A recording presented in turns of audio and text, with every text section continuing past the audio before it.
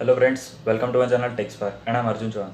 Today I will show you how to make a 12 volt fixed regulated power supply. So let's get started with it. और हाँ, अगर आप इस channel पर नए हैं तो please subscribe to my channel and like the video, share it, and if you have any doubts feel free to ask in the comment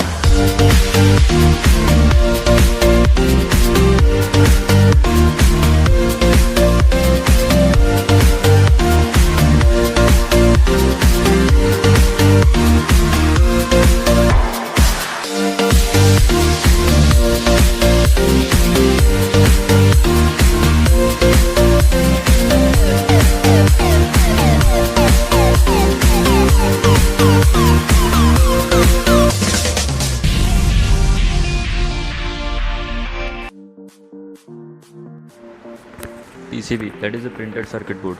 The PCB layouts that tracks are made using the Proteus software. You can download that software, the link is given in the description below. You can also download this PCB layouts from the description.